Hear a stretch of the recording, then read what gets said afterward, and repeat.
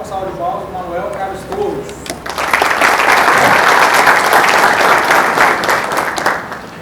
Todo mundo me ouve bem? Preciso do microfone? Dá para entender legal? Ah, o assunto é meio complicado, então é bom vocês ouvirem bem, tá bom? Vamos lá. Dá para partir com os dois pés no peito. A holding na prática. Bom, a empresa está sem dinheiro, os impostos estão muito altos, está pagando muito imposto na tua empresa, você não confia no cônjuge dos teus filhos, não vai com a cara da nora, não vai com a cara do genro, você tem medo que o governo vai sobretaxar a sua herança, seus problemas acabaram. Nós vamos criar uma holding hoje. E aí, o que a gente consegue com uma holding hoje? A holding vai aumentar a rentabilidade do teu negócio, ela vai diminuir a carga tributária, ela vai blindar os seus ativos, faz os herdeiros se unirem e virarem uma família feliz. Além disso, ela ainda te traz, limpa teu nome do Serasa, ela melhora de gestão, ela afasta a fofoca de vizinha, cura quebrantos, espinhela caída e traz amor perdido em 3 dias. Essa é por isso que vocês têm que criar uma holding hoje. Não pode, sai daqui, já pega o Clóvis Moura, senta com ele e monta uma holding. Pelo amor de Deus, salve-se quem puder. Gente, meu nome é Manuel Torres, a gente já trabalha com holding há um pouco mais de 20 anos. A primeira, nenhuma delas de fato, a gente até tem holdings como o Clóvis. Cadê o Clóvis? Onde ele foi? Aqui. Como o Clóvis falou, a grande maioria de fato não é holding, são estruturas societárias que vão primar um ou outro resultado, às vezes mais de um resultado do que a gente consegue com esse tipo de estruturação, tá?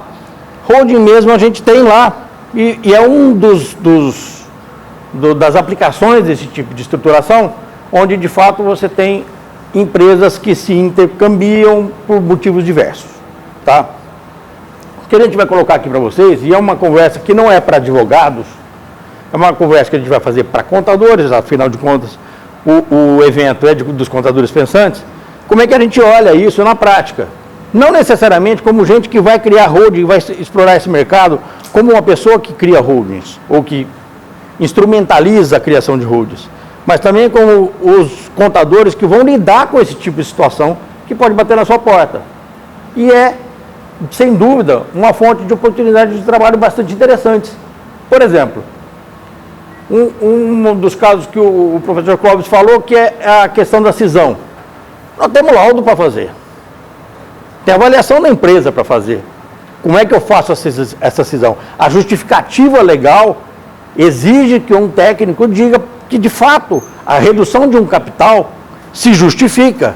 Ou porque o negócio já não tem mais a perspectiva de uso daquele capital original, ou porque a mudança de ambiente fez com que aquela constituição de capital original não fosse mais necessária. Então, no rigor da lei, para que você não tenha nenhum questionamento, a figura do contador é imprescindível. Tanto que o professor Clóvis toda hora falava, eu sentava com o contador, eu falava com o contador, então, não necessariamente a gente precisa avançar no conhecimento jurídico de se criar holdings, os instrumentos todos, que de fato não é uma coisa simples, tá? Não precisamos dominar todo esse arcabouço para poder fazer parte desse negócio. De fato, há oportunidades para o contador que não queira mexer com o contrato de holding. Deixa que o advogado faça, não é problema. Mas, pelo menos, eu tenho que conversar com o meu cliente de uma forma que eu demonstre segurança. O cara vai aparecer com uma holding para ser meu cliente e eu sei mexer com isso? Eu sei como é que eu tributo essa história? Então, no mínimo isso, né, na cadeira de contadores, nós temos que ter essa noção. Tá? Aí você fala, pô, mas acabou de falar que você mexe com holding há 20 anos, você é contador. Também sou advogado. Então, nessa parte da criação das holdings, vem muito mais da nossa carreira jurídica do que da aplicação contábil. Mas vamos lá, vamos começar a falar sobre a holding na prática. A gente vai trabalhar aqui mais ou menos com a classificação conforme o propósito que a holding tem, ou que a estrutura societária tem, tá? Uma, e é basicamente a mais utilizada, como o professor Corbis acabou de falar para vocês, é a de planejamento sucessório. Os pais querem deixar para os filhos já uma coisa mais ou menos estruturada, ou porque eles não se dão, ou porque o pai simplesmente quer ele ditar a regra. Quem vai ficar com o apartamento da praia é a fulana, quem vai ficar com o apartamento em São Paulo é o ciclano. Vou eu definir aqui e é assim que vai ser. Crio 2 holdings, uma para cada um e acabou o problema. Ou tenho questões indivisíveis. Eu tenho um imóvel, ou 2 ou 3 imóveis em números diferentes dos filhos ou em valores diferentes. 2 filhos, 2 apartamentos. Um na Vieira Solto, no Rio de Janeiro, o outro kitnet, em Pirituba, em São Paulo. Pô, não dá para fazer um apartamento cada um. Os valores são completamente diferentes. Então eu consigo fazer uma situação onde fica mais fácil dar o equilíbrio do patrimônio de maneira a uma divisão mais tranquila. Tá bom? Ops, estou indo contramão aqui. O segundo tipo é a estruturação de sociedade empresarial. Mesmo. A empresa precisa se estruturar e ela tem vários motivos para que isso aconteça. A gente vai falar isso no decorrer da palestra. Tá? E a blindagem patrimonial, com aquele asterisco enorme do lado, a gente vai dizer lá em que situações existe alguma blindagem. Vou dizer alguma porque é o seguinte, no começo, 20, 30 anos atrás, você tinha uma dificuldade muito grande de identificar uma empresa que não fosse da junta comercial. Uma empresa aberta num cartório, você não achava essa empresa a não ser que você batesse na porta, desse sorte de bater no cartório certo. Senão você não achava essa empresa. Era impossível. Então a blindagem vinha dessa obscuridade. O cara criava uma empresa em São Paulo, num dos 70 cartórios de rede de títulos e documentos lá, e você não achava nunca mais. Era daí que vinha a blindagem lá atrás. Recentemente, com a integração dos dados que a Receita imprimiu aos cartórios, essa situação acabou. Hoje existe um software que chama Sniper, que está disponível para os advogados em algumas situações, mas para os operadores da justiça está liberado, e ele acha tudo em qualquer lugar, inclusive de relações de pessoas ligadas ao proprietário. Então não adianta desviar para o filho, a movimentação do teu patrimônio está rastreada e eles conseguem achar o rastro. Então se eu tiro daqui e levo para onde hoje existe uma tendência a se levar para o Amazonas, porque o Amazonas e o ITBI ainda é muito baixo. Vai para o Amazonas, eles vão achar. Não adianta abrir a empresa no Amazonas, eles vão achar. Então essa blindagem que já foi verdade no passado, hoje ela vai servir muito pouco em algumas situações específicas que a gente vai abordar daqui a pouco, tá bom?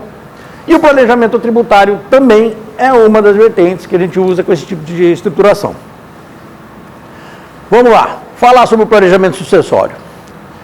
Tributação na herança é uma situação um pouco diferente da tributação fora do ambiente de herança. Então, o planejamento sucessório pode servir para que você evite ou minimize a questão tributária na herança. A herança você paga o ITCMD, né?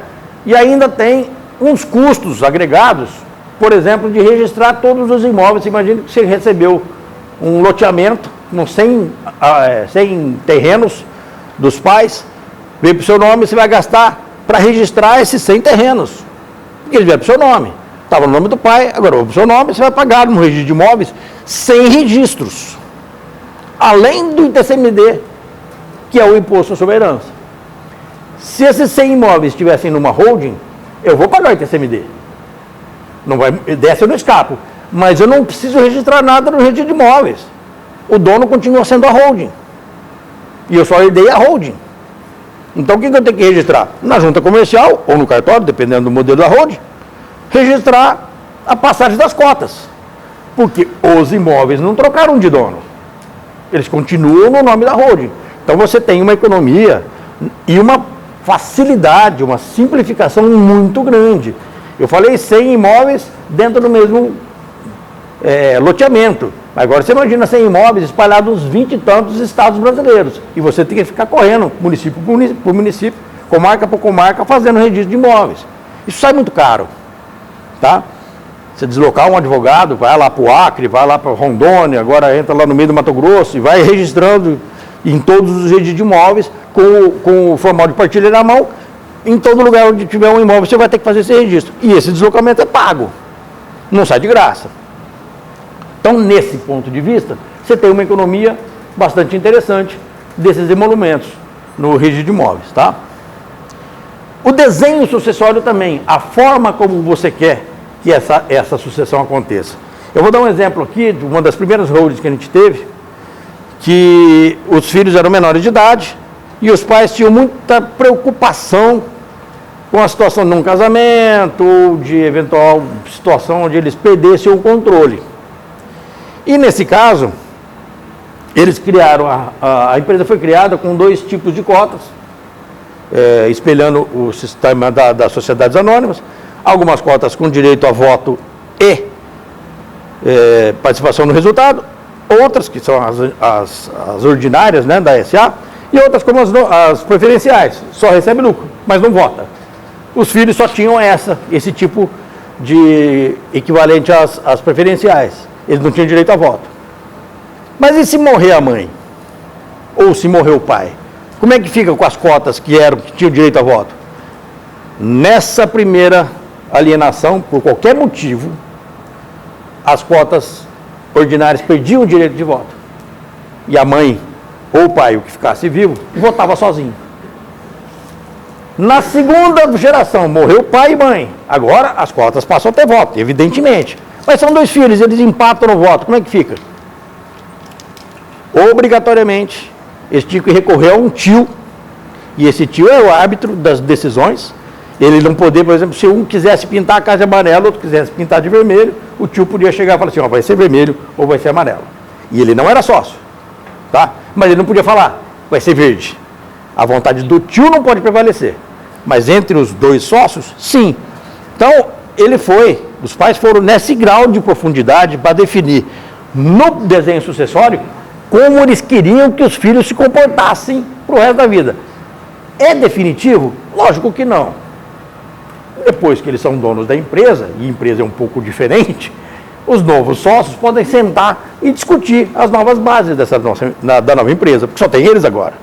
Mas é lógico que é um indicador importante e dependendo do grau de respeito que o herdeiro tenha com o pai, com a mãe, muito dessa vontade acaba sendo mantida. E aí o seu desenho acaba sendo mantido por conta desse respeito. O grande drama para o dono do patrimônio que queira fazer esse desenho é lidar com esse assunto. É sentar com os filhos e colocar isso como uma solução. Mesmo para ele, às vezes, pensar na própria morte. Eu tenho uma situação, a gente tem 2 irmãos, um morreu agora, mas tem um dos irmãos que não aceita falar sobre morte. E a irmã falou, precisamos fazer lá, mas ele não aceita falar sobre a morte, então ele não quer saber o que vai acontecer. Não, vou morrer, vocês que se virem. Mas precisa, os bens são comuns, os seus outros irmãos querem resolver o problema, ele não quer saber. Então, tem gente que tem essas travas. E a situação da montagem de uma holding ou de uma estrutura de sucessão patrimonial pode dar um pouco mais de conforto para se lidar com esse tipo de questão. Entendeu? Porque você acaba tendo uma abordagem muito profissional de um assunto que até os herdeiros começam a enxergar como um pouco menos de reserva, com um pouco menos de achar que está sendo prejudicado ou que está sendo privilegiado. A abordagem profissional desse tipo de desenho dá muito conforto para os donos do patrimônio, entendeu? A gente também aí, vamos falar um pouco dessa blindagem. Existe? Até existe. Eu consigo blindar, por exemplo, em relação aos cônjuges dos herdeiros. Eu consigo blindar com relação à própria morte do herdeiro. Mas eu consigo blindar contra credor? Gente, não. Isso já não existe mais. De um jeito ou de outro, o cara acaba estourando esse bloqueio e passa. Tá? Então, vender essa solução como blindagem contra credores, contra o governo para não pagar imposto, gente, isso já não existe mais. Mas eu posso falar, olha, eu vou doar isso aqui para o meu filho. Se o meu filho morrer antes de mim, a cota volta. Vem para mim de novo. E aí eu resolvo o que eu faço. Eu posso falar, olha, eu vou doar essa cota e se ele se separar da esposa, ela não leva. Fica só para ele.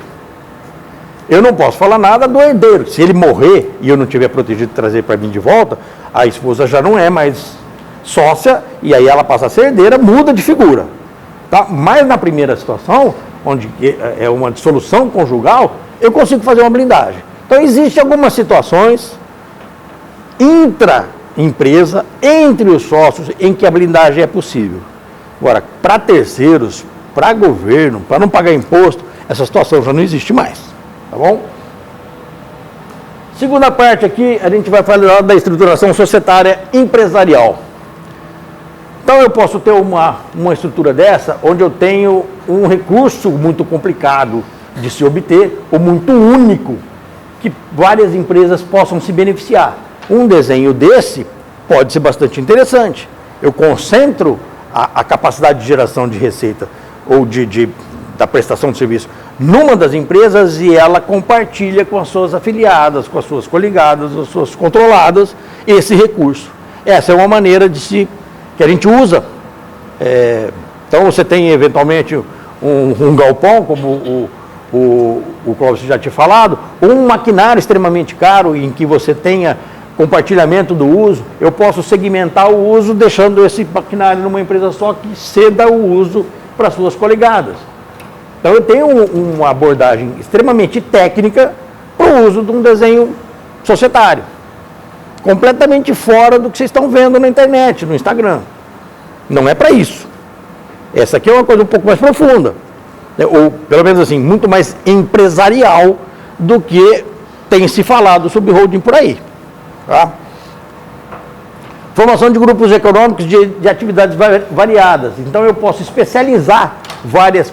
Em vez de eu ter uma empresa que vende cachorro-quente, faz salão de beleza e cirurgia cardíaca na mesma empresa, que pode ser que o pessoal não goste muito da ideia, eu posso ter uma empresa só que é dona disso tudo e compartimentaliza os usos, cada um das suas atividades, pelas especialidades, e continuar tendo todo o domínio, toda a propriedade concentrada numa empresa só. Então, todas as decisões, o compartilhamento de recursos, vem da holding e cada uma se especializa no seu, ou questão geográfica, entendeu? Eu posso ter empresas de vários lugares concentradas num ponto só. Pode ser interessante que não sejam empresas, seja uma empresa só com várias filiais.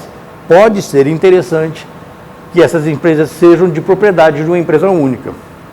Vou dar um exemplo, que tem um cliente que usa muito isso. Ele compra empresas, 2, 3 por ano. É um grupo grande. Quando ele compra empresas, geralmente os segmentos de serviço, o mesmo serviço sempre, ele entende que o antigo dono tem uma identidade com a clientela muito forte. E que se ele tirar o cara do mercado, ele cria um concorrente. Então, o que ele faz? Ele compra a empresa do cara e o cara fica com 20%, ele fica com 80%. Continua você lá, você vai continuar com o seu salário, com o seu Prolabore, a gente vai aumentar a tua rentabilidade pela questão de especialização minha. A minha condição de comprar matéria-prima ou de negociar com o banco, eu sou muito grande, eu consigo muito resultado nessa negociação. Fica aí, você vai usar a minha estrutura, a minha parte de back-office, meus especialistas vão estar à sua disposição, então a empresa você vai ganhar mais, mas fica aí. Nessa empresa, ele só tem 80%. Aí eu vou comprar a empresa do outro, e eu vou ter 80%. Esse cara que ficou com 20 aqui, não vai ficar com 20 lá. O 20 de lá é de outra pessoa.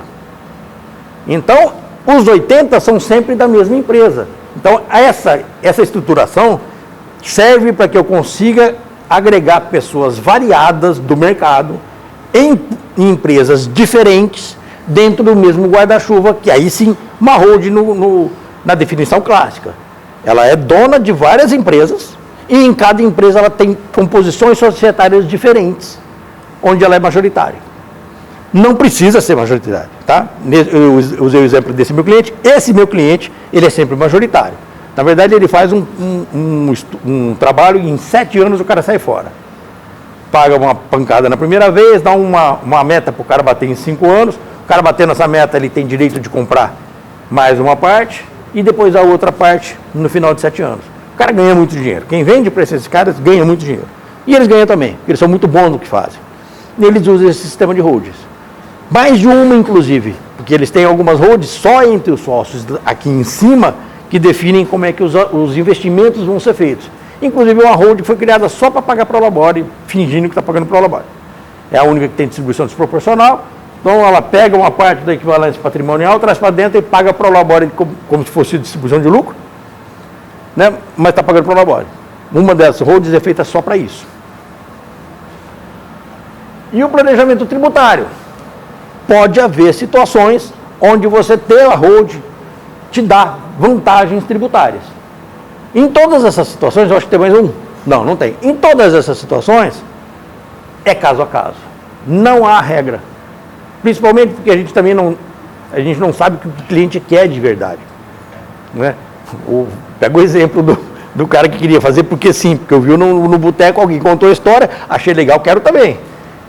Então, assim, a gente precisa entender qual é a dor do cliente, o que ele quer atender com a formação da holding. Analisar tanto quanto possível os riscos de se escolher uma situação dessa. Imagina você fazer um trabalho desse, cobrar bem, receber um bom dinheiro, do lado de cá tá lindo de morrer, do lado de lá está o cara que foi te procurar como uma solução, pagou caro, e daí 2 ou 3 meses vem um revés qualquer e ele toma na cabeça. Como é que fica seu nome nessa história? Então não dá para dar ponto errado aqui, a gente não pode aqui dar tiro no escuro, tá? Requer um estudo muito profundo de cada situação. Muitos dos clientes que nos procuram para fazer holding acabam não fazendo. Ou a gente faz estruturação da empresa que já existe, a gente revisita os desenhos deles, a gente dá outras soluções. Eles até chamam de holding, mas não são holdings. Entendeu? É só uma reestruturação societária. Uma situação que você consegue dar mais rentabilidade, ou mais segurança, ou mais agilidade. Que é isso que você tem que entender o que o cliente quer. Tá? Às vezes o cara não quer ganhar mais dinheiro, ele já tem dinheiro suficiente. Ele quer sossego, ele quer ir pescar, ele quer que alguém cuide. Então, peraí, eventualmente não está precisando de uma holding, está precisando de um conselho de administração, uma situação onde você tem a participação nas decisões estratégicas da empresa e tira a mão da massa, profissionaliza a administração. Precisa fazer uma holding para isso, entendeu? Então, o precisa é, de fato, assim, conversar muito com o cliente, entender muito a demanda, antes de começar a dar soluções mirabolantes, como essas que a gente tem visto no Facebook e no Instagram. A questão da habilidade patrimonial, não dá para não falar sobre isso, senão a gente não está falando de holding, né? Porque esse é o principal motivo que a gente é procurado para fazer holding. Tá? A gente tem aí essa situação da incomunicabilidade, eu já exemplifiquei lá. Eu posso fazer uma doação de uma cota e ela não se comunicar com os cônjuges dos meus donatários das cotas. É um tipo de blindagem, queira ou não queira, tá? Fazendo a ressalva aqui, porque isso também é um problema que a gente ouve muito entre advogados. Incomunicabilidade, eu estou falando de pessoas vivas. Se um dos dois morreu, já não tem mais comunicabilidade, tem herança. O tratamento é completamente diferente. A legislação é completamente outra. Pô, mas eu pus a cláusula, agora ela vai ficar com as cotas? Vai ficar com as cotas, porque ele morreu. Ela não é mais sócia dele, ela é herdeira. Muda de figura. Então, todos esses pontos têm que ser levados em conta, porque não dá para a gente prever quando é que o cliente vai morrer. Então, as situações reversas em relação à ambição do cliente com a solução precisam ser ventiladas. Por mais vontade que dê de botar a mão em cima daquele cheque que o cara quer te dar. Você tem que levar em conta os problemas que ele pode enfrentar. De repente, o problema é tão grande que ele fala, olha, estou adorando essa conversa, porque você me abriu os olhos e eu não vou fazer não. E isso para mim, é uma solução bastante confortável. Eu fico muito contente quando a gente dá um palpite que vai contra meu bolso, mas eu ganho o cliente. E a gente fala, pô, esse cara pensou em mim. Quando eu tiver outro problema, quem que ele vai procurar? Você pensou nele. Tá? Tenham sempre isso. Isso é a questão ética primordial nesse tipo de atendimento. Ele é muito intrincado, ele tem muitas variantes, todas essas precisam ser visitadas. Não dá para fazer uma holding. Eu vou para Portugal na semana que vem, você faz uma holding segunda-feira para assinar na terça. Pelo amor de Deus, gente, não. Não, levanta tudo primeiro.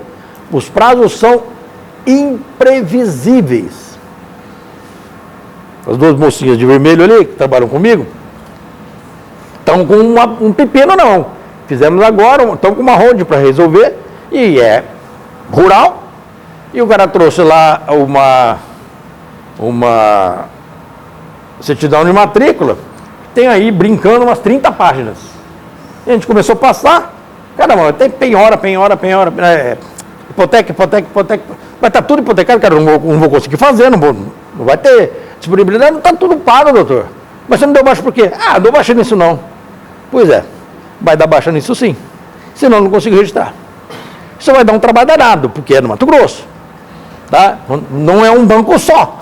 A gente vai ter que pegar, tem coisa de 15 anos atrás, tem que limpar essa história toda. Então você vai achar usufruto de gente morta, você vai ter que dar baixa. Você vai ter situação que a matrícula já foi dividida e não foi registrada, já é o referenciamento que não foi feito, ou que foi feito, mas não foi registrado, ou que foi feito que deu errado. Cisão, divisão do bem demarcado, mapa, tudo, mas não foi registrado, desmembramento. Então, esse é um drama que a gente não pode se aventurar a dar prazo ou dar preço sem conhecer profundamente o nosso material de trabalho. Pega, se for uma holding mesmo, pega as empresas para olhar, vê se tem problemas nessas empresas, entendeu? Qual é o objetivo de curto, médio e longo prazo? Estudar a questão tributária de cada um desses movimentos, no momento só de constituição da holding e principalmente no decorrer da atividade da empresa após a holding feita. Para onde eu estou correndo? Eu estou correndo contra um muro. Na próxima operação da empresa feita, eu tenho uma barreira tributária imensa que eu criei para o sujeito que não tinha antes de ter holding. Então essa análise precisa ser feita e aí nós estamos falando do nosso campo de trabalho, do campo do contador. Esse tipo de visão é essencial. Tem que mergulhar nas análises de todas dessas classificações tributárias que o cliente vai fazer para não ter problemas. E a gente vai ter problema assim mesmo, tá? Nós temos um tribunal estadual muito criativo, que é o do Rio Grande do Sul, que a gente trata no meio jurídico como um copo de leite. Não sei se vocês conhecem esse termo, né? Lembra? Aquele irmãozinho pequeno que a gente vai jogar bola, copo de leite, deixa ele chutar, vai chutar, gol, beleza, não conta, o gol dele não conta. O Rio Grande do Sul é mais ou menos assim, o que ele julga ninguém leva a sério.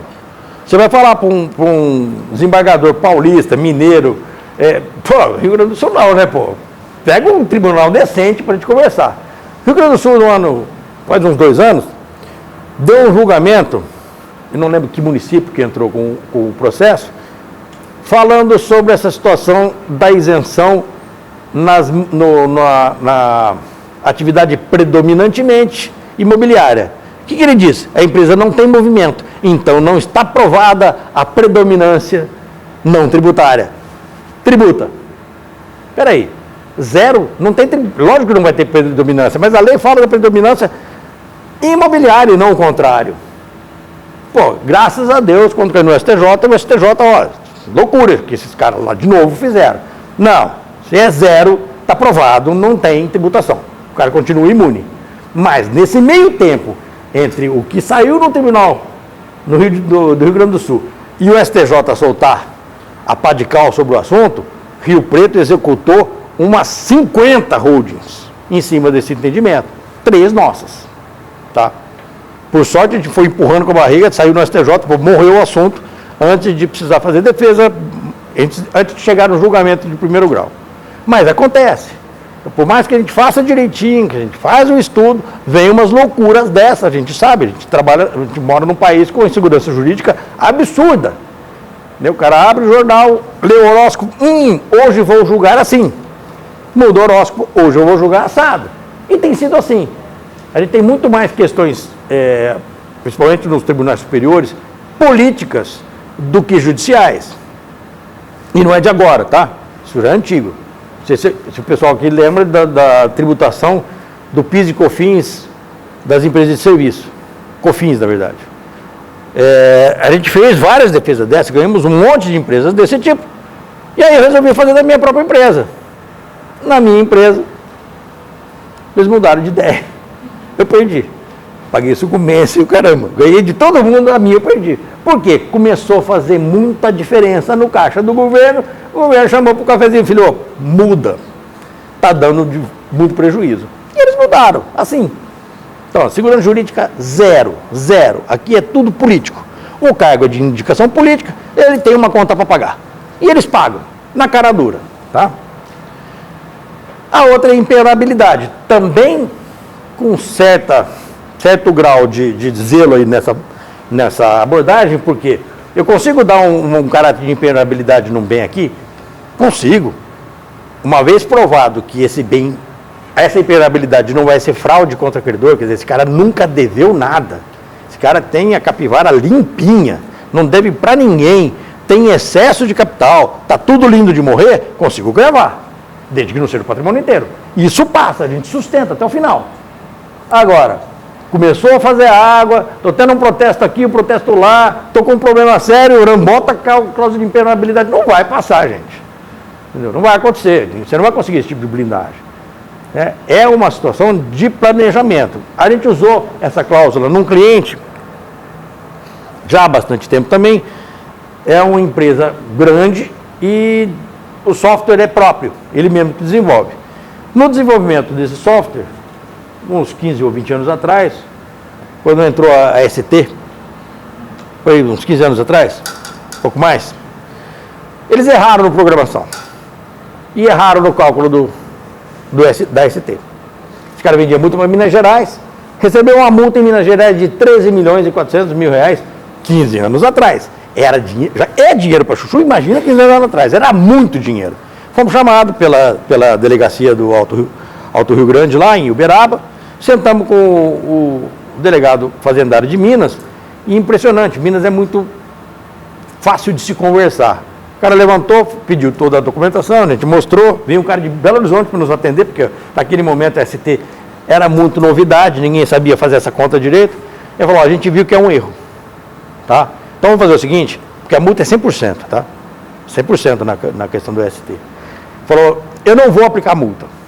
Você vai se autodenunciar, a multa cai de 100% para 8%. Parcela em 60 meses e você paga. Tá bom, fizemos isso daí, aconteceu, deu uma redução muito boa, para 1 milhão e pouquinho. No meio do caminho ainda saiu uma anistia lá, ele tinha pago 200 ou 300 mil reais, morreu o assunto e não pagou nada daqueles 13 milhões. Mas na volta dessa viagem, ele falou para mim, Manuel, eu corro o risco de perder tudo que eu juntei em 40 anos de trabalho por um erro de um programador. Cara, blinda esse negócio. E aí na época dava para blindar, ele abriu uma empresa no Paraná e a gente tinha a cláusula de impenhorabilidade das cotas por conta disso. A empresa naquele momento não devia nada, não deve até hoje, mas não era um golpe, não era uma proteção contra um credor, não era isso. Ele precisava de uma segurança emocional contra os erros próprios. Serviu, ele ficou feliz. Não sei se a gente sustentaria esse juízo. Mas o fato dele não ter nenhuma dívida, da empresa ser muito transparente nos seus relatórios contábeis, ela é muito estruturada, muito sólida, muito provavelmente ele conseguiria sustentar por causa da anterioridade. Eu fiz primeiro, a impenhorabilidade não devia nada para ninguém, não concorri, quer dizer, eu não fiz uma impenhorabilidade para depois começar a fazer bagunça e me defender com ela, não. E continuou uma regularidade da operação, a operação continuou regular, pagando todas as contas. Então, se acontecesse um evento externo como esse erro de programação, dá para provar que isso daqui não era uma previsão daquele lá. Não tinha ligação. Então, talvez, vou frisar, talvez a gente conseguisse sustentar essa impenhorabilidade. Dou garantias disso? Não, não dou. E por que você fez? Senão eu não dormia. E é amigo meu, eu não precisava dormir. Com todas as ressalvas, a gente deixou isso muito claro para ele. Ó, isso é questionável, está para brigar. Você ganha tempo, evidentemente. Enquanto está discutindo para derrubar isso, dá para ir, né, lá conversar com o delegado, tentar fazer um parcelamento. Ninguém vai te tomar nada. Porque é interessante que o empresário sempre acha que ele vai acordar, já tomaram tudo dele. Né? Que não existe um processo de desconstituição da personalidade jurídica, depois vai para cima do bem. Não, ele acha que antes dele ser citado, já tiraram tudo do nome dele, já perdeu tudo, então ele fica muito desesperado. Esse tipo de situação serve muito mais como uma questão psicológica do que de verdade na prática para proteger o patrimônio. Tá? E aí, contra credores, que está com esse asterisco, porque eu já disse lá atrás, se isso funcionou, hoje não funciona mais. Não há blindagem contra credores. Tá? A não ser nessa situação onde é muito anterior, é uma impenhorabilidade, o credor vai ter um pouco mais de dificuldade. Se a própria holding for a geradora do tributo, se ela for uma operadora e ela gerar o tributo, gente, quase zero a chance de uma blindagem funcionar. Agora, se ela é um patrimônio destacado da operação, a operação é toda regular, para chegar na holding, eu tenho um caminho maior para ser percorrido, e aí sim, algum distanciamento, algum tempo eu consigo, e serve isso como alguma blindagem. Mas na própria operação, não esquece, tá? Não vai blindar nada não. Muito bem, como planejamento tributário, a gente tem uma situação onde a gente consegue evitar uma parte do ITCMD, é um projeto de longo prazo, não é uma coisa fácil de acontecer, tem que todo mundo combinar de não morrer durante um tempo, senão a coisa não funciona, mas você consegue ir passando paulatinamente as cotas, dentro do limite de isenção, e vai passando isso para os filhos, e vai aos poucos se livrando das cotas em nome deles, com isenção de ITCMD de 100%, se ele morrer já está passado. Entendeu? Também é a mesma coisa do ITBI, né? Também dá para fazer um planejamento com relação a essa situação. Eu tenho uma empresa que não é predominantemente imobiliária, eu consigo ganhar do ITBI jogando para dentro da empresa, dá para fazer esse tipo de planejamento, sim. Outro, na questão de locação de imóveis, a constituição de uma holding tem uma tributação muito mais baixa. Depende de algumas situações. Por exemplo, eu posso constituir a holding e não operar com os imóveis, ele continuar operando na pessoa física durante um tempo, os 3 anos necessários. Depois ele é que começa a fazer a utilização. Então eu vou ter, a partir do 3º ano, uma redução de tributos muito significativa do imposto de renda de pessoa física em relação ao da jurídica. Isso funciona mesmo. O problema são esses 3 anos, tá?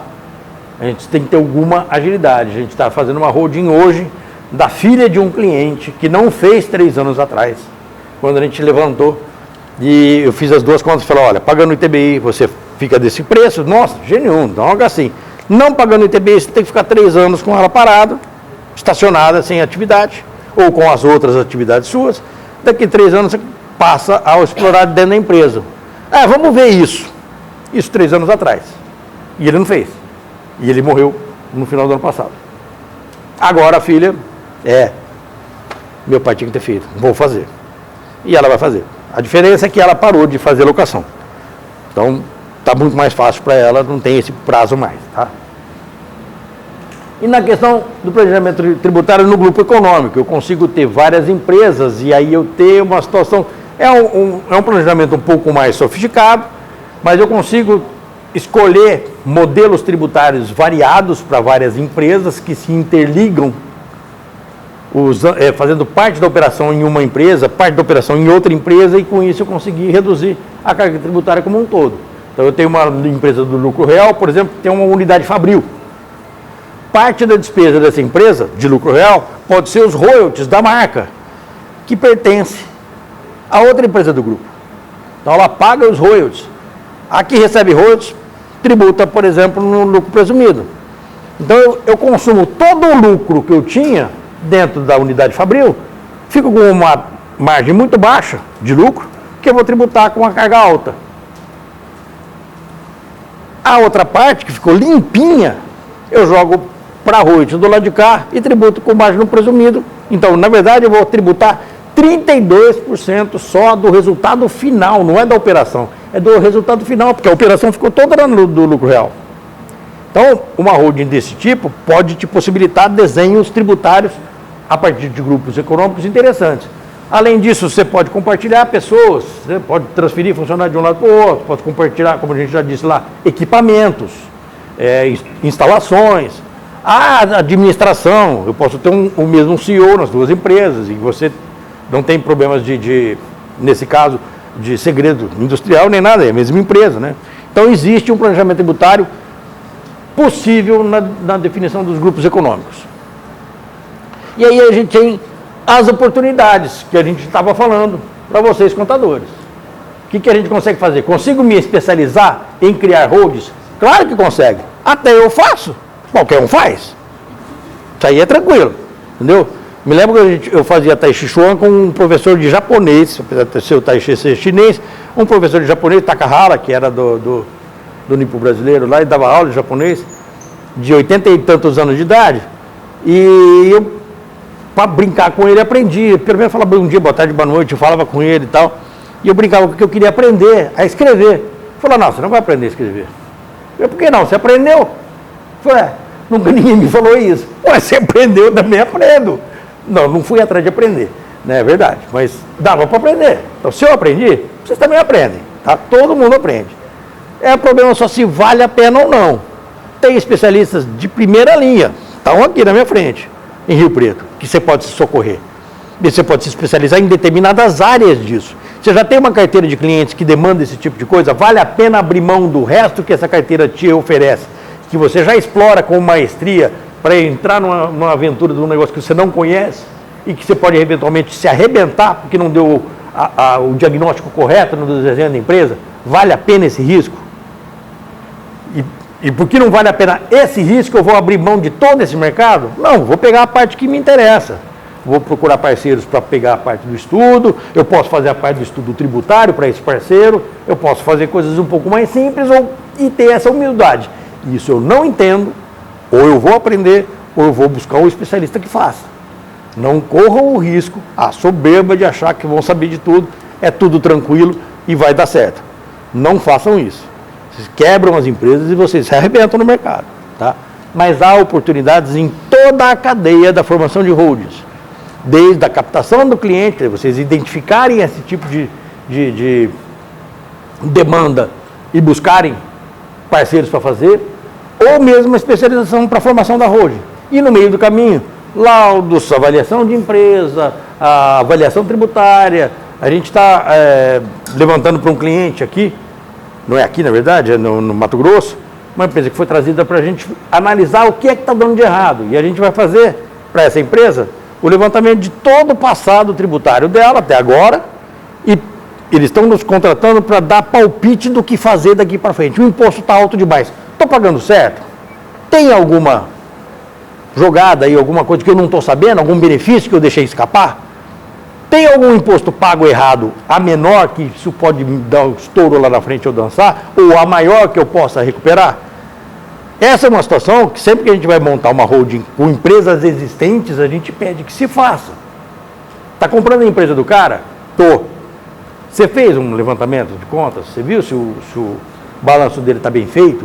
Se não tem contingências importantes lá? Não é só na parte tributária e trabalhista, não. Até na contábil. Erros contábeis que podem gerar problemas lá na frente, se foi feito. Se não foi feito, pô, essa é a nossa matéria de trabalho. Eu posso me especializar nisso e apresentar esse serviço para as holdings sem necessariamente trabalhar com a formação dela.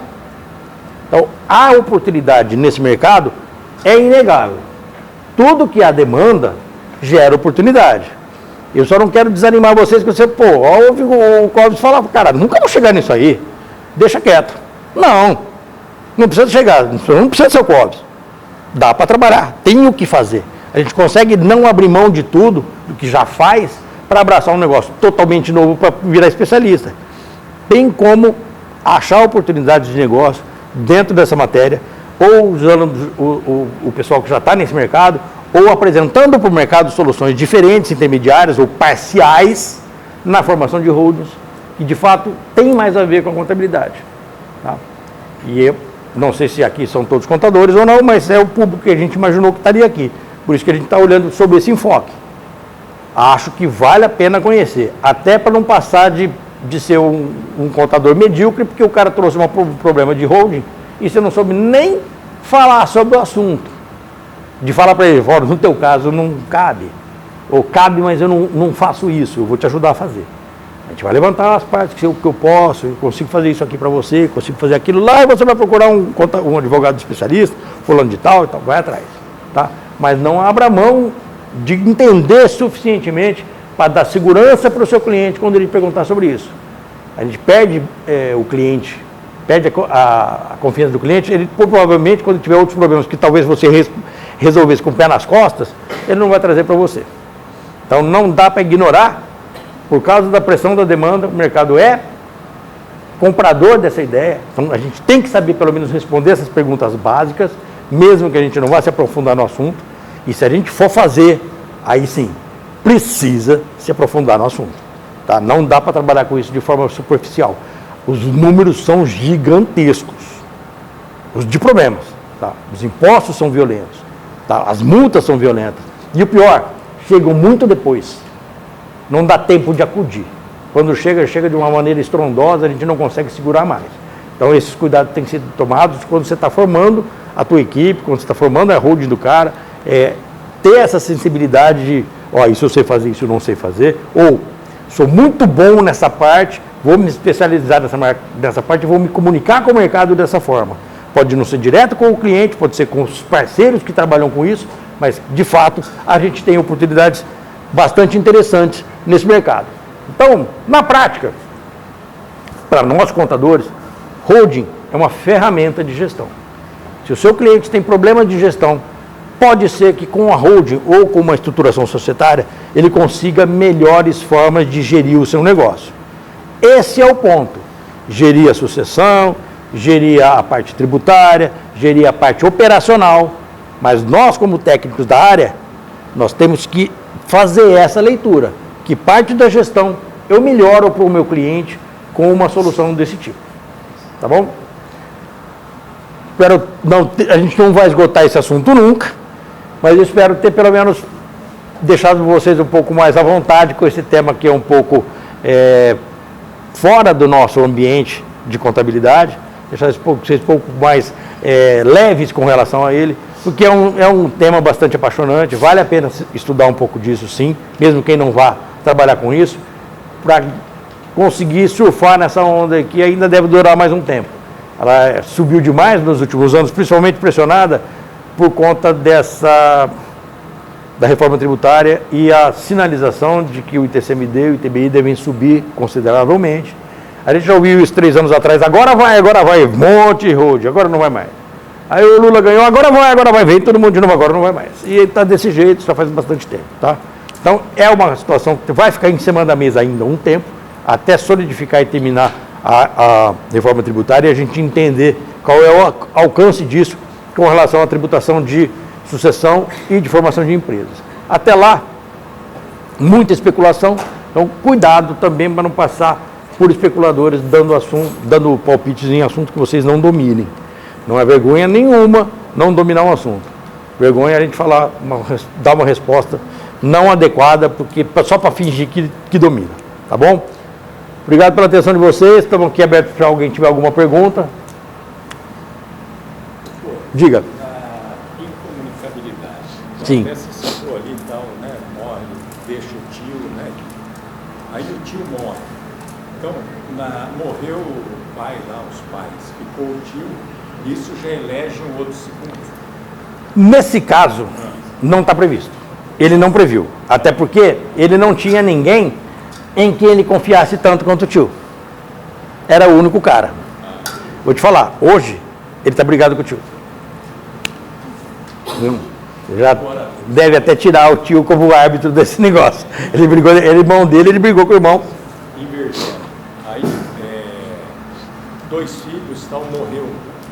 Essa incomunicabilidade pode fazer uma cláusula retornando dos pais? Então, essa não é incomunicabilidade. Essa é uma cláusula, sim, existe isso. O doador pode deixar esse gravame. Você leva se morrer depois de mim. Se morrer primeiro que eu, as cotas voltam para mim. É um problema, tá? Porque eu passo a ter uma situação onde a herança começa a ter uma divisão desproporcional. A outra filha vai ficar... Entendeu? Isso pode ser questionado pelos netos. E você está criando um problema, sim. Não é uma coisa linda de morrer, não. Dá briga. Se você está... Esse que é o drama, tá? A gente monta uma holding de sucessão porque o cara não quer deixar problema. Aí ele deixa válvulas que, se der errado, dão problema.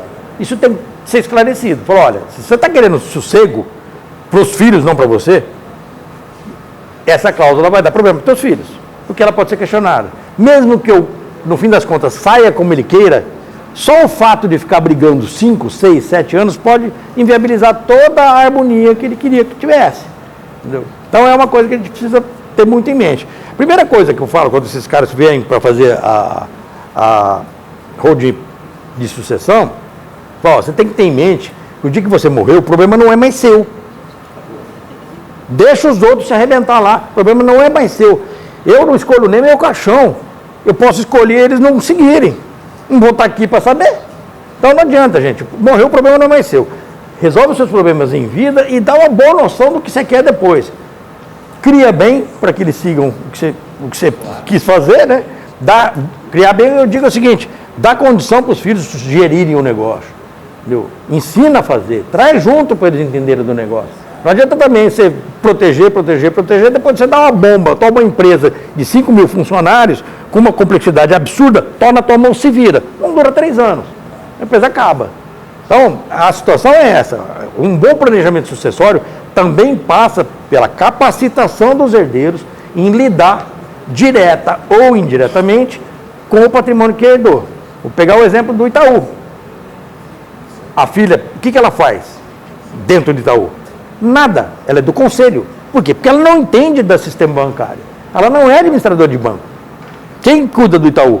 Os profissionais que o Itaú contrata. Ela é dona. Ela senta no board, ela dá palpite, questões estratégicas e tal, pega o lucro, bota no bolso e vai embora para casa, mas ela não vai lá picar cartão.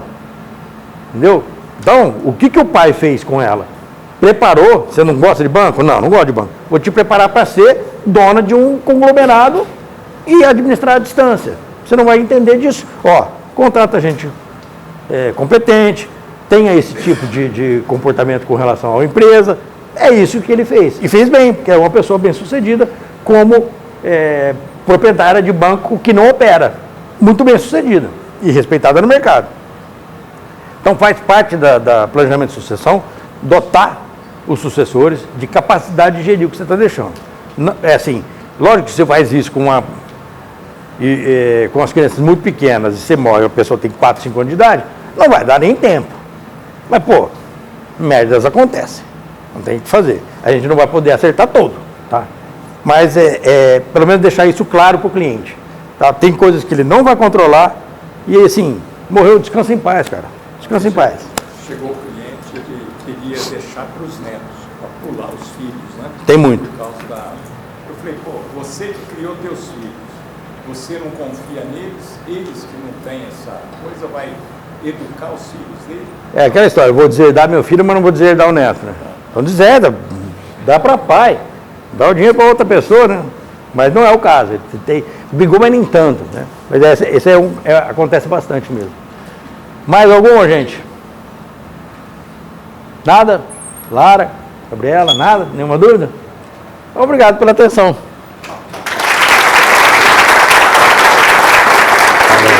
Muito obrigado. Deixa assim.